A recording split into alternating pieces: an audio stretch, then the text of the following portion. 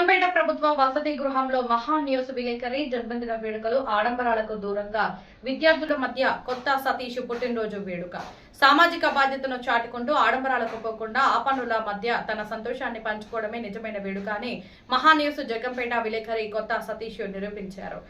మంగళవారం ఆయన తన పుట్టినరోజును పురస్కరించుకుని స్థానిక సాంఘిక సంక్షేమ శాఖ ప్రభుత్వ బాలుర వసతి గృహంలో విద్యార్థుల మధ్య వేడుకలను ఘనంగా నిర్వహించారు. వసతి గృహ విద్యార్థుల కేరింతల మధ్య సతీష్ కేక్ కట్ చేశారు. విద్యార్థులందరూ ఆయనకు ఆత్మీయంగా జన్మదిన శుభాకాంక్షలు తెలియజేశారు. అన్నదాత సుఖీభవ అనే సంకల్పంతో విద్యార్థులందరికీ ఆయన రుచికరమైన బిర్యానీ స్వీట్లతో కూడిన విందు భోజనాన్ని ఏర్పాటు చేశారు. స్వయంగా విద్యార్థులకు వడ్డించి వారితో కలిసి భోజనం చేస్తూ కాసేపు సరదాగా గడిపారు.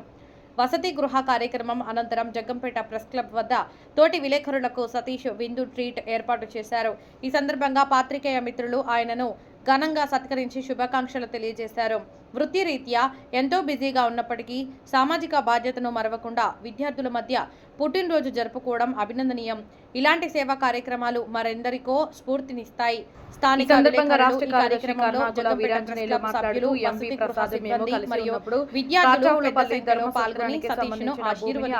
భూస్వాములు ఆక్రమించుకుంటే జెండాలు వేసి పోరాటం చేసి కేసులు అనుభవిస్తూ అది స్వాధీనం చేసుకుని పేద ప్రజలకు పంచిపెట్టడం జరిగింది.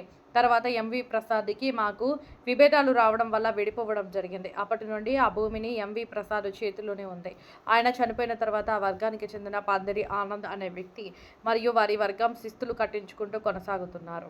అలాంటి భూములకు పట్టాపాసు పుస్తకాలు ఎలా ఇప్పిస్తానని అంటున్నారని ఆయన ప్రశ్నించారు. అసలు పేదల వద్ద నుండి వసూలు చేస్తున్న శిస్తు ఎండోమెంట్ శాఖకు వెళ్తుందా లేదా అనే అనుమానం కూడా ఉందని ఆయన ఆరోపించారు. తక్షణమే జిల్లా కలెక్టర్ మరియు ఎండోమెంట్ అధికారులు స్పందించి సత్రం భూములు చేసుకుంటున్న పేదల వద్ద నుండి పాసు పుస్తకాలు తీసుకోవాలని ఇప్పిస్తామని వసూలు చేస్తున్న సొమ్మును రికవరీ చేసి పేద ప్రజలకే తిరిగి ఇచ్చేలా చర్యలు తీసుకోవాలని ఆయన తెలిపారు.